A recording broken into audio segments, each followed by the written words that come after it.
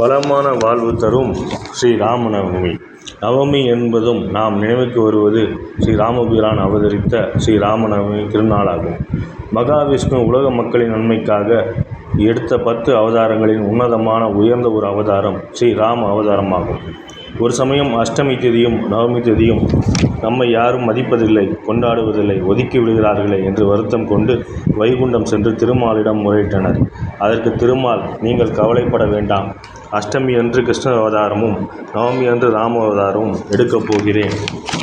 அந்நாளில் உலக மக்கள் அனைவரும் உங்களை கொண்டாடுவார்கள் என்று வரம் தந்தார். அதன்படியே கிருஷ்ணர் அவதரித்த அஷ்டமி திதி கோகுலாஷ்டமி என்றும், ராமர் பிறந்த நவமி திதி ஸ்ரீ ராமநவமி என்றும் கொண்டாடப்பட்டு வருகின்றது.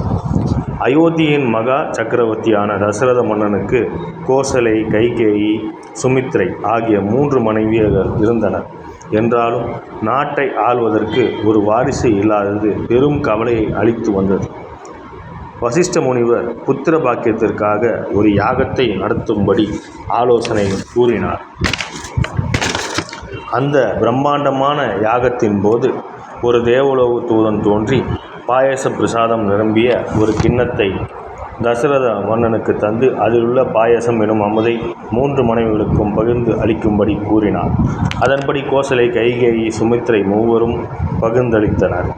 அதன் பிறகு ஸ்ரீராமபிரான் கோசலைக்கு மகனாகவும், பரதன் கைகேயிக்கு மகனாகவும், லட்சுமணன், சத்ருகன் இருவரும் சுமித்ரைக்கு மகன்களாகவும் பிறந்தனர்.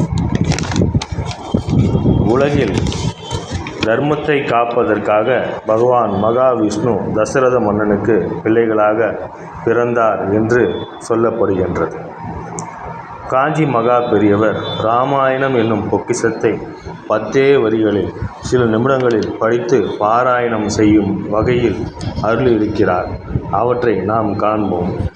ஸ்ரீராமம் ரகுகுல திலகம் சிவதனு சாக்ரிஹத சீதா ஹஸ்தகரம் அங்குல்யாபரண சோயிதம் சூடாமணி தர்சன கரம் ஆஞ்சநேய மாஸ்ரயம் வைதேகி மனோகரம் வாரை சையன்ய சேவிதம் சர்வமங்கள கார்யானுகூலம் சததீதம் ஸ்ரீ ராமச்சந்திர பாலயமாம் என்கிற இந்த ஸ்லோகத்தை பாராயணம் செய்தாலே ராமாயணத்தை படித்த பலன் நமக்கு கிடைக்கும் என்பது ஐதீகம்.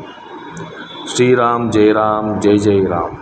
எனவே அன்பர்கள் ஸ்ரீ ராமபிரானின் அருளை பெற்று பல்லாண்டு காலம் வாழ வேண்டும் என ராமபிரான் அவர்களை வணங்குகிறேன்.